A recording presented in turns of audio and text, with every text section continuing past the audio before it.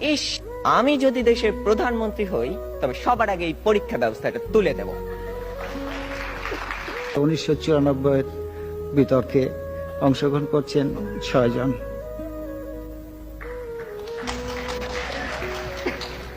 মাননীয় প্রধানমন্ত্রী, সম্মানিত সভাপতি ও উপস্থিত সুধীবৃন্দ, ইহার চেয়ে হতেম যদি।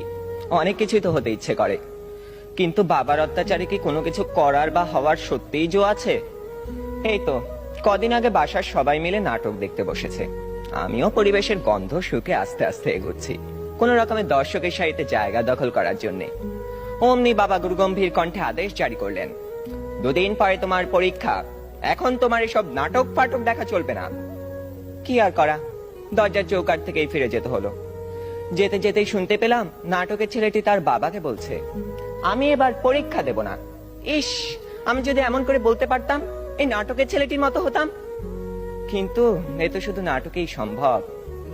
আবার স্কুলের কথাই ধরুন না কেন, সব সময় পরীক্ষা লেগেই আছে।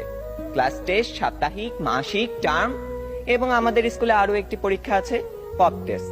অর্থাৎ বলা নেই কওয়া নেই, স্যার ম্যাডাম ক্লাসে এসে দুম করে বললেন, তোমাদের পরীক্ষা নেব। কি জ্বালা, এমনিতেই পরীক্ষার ভয় বাঁচি না, তা আবার এই পপ টেস্টের ভয় রাত দিন কাঁটা হয়ে থাকতে হয়। জনান্তিকে বলে রাখি, আমি যদি দেশের প্রধানমন্ত্রী হই তবে সবার আগে এই পরীক্ষা ব্যবস্থাটা তুলে দেব।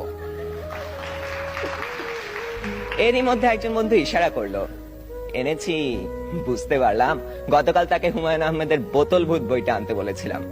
কোন রকমে পরীক্ষা শেষ করে উঠে গেলাম লাস্ট বেঞ্চে। দুজনে মিলে মজা করে পড়তে শুরু করে দিলাম। গল্পে আছে হুমায়ুন ভূত পোষে, তা আবার বোতলে করে পকেটে রাখে। সে ভূতের খাবার চাঁদের আলো। ক্লাসের একজন যখন একথা বলে দিল, তখন অঙ্ক স্যার বোতলটা নিয়ে ভূতটাকে এক ঢোকে পেটের ভিতর চালান করে দিলেন। অমনি স্যারের পেটের ভিতর গুড়গুড় শব্দ উঠতে শুরু করলো, আর তিনি হেঁচকি তুলতে লাগলেন।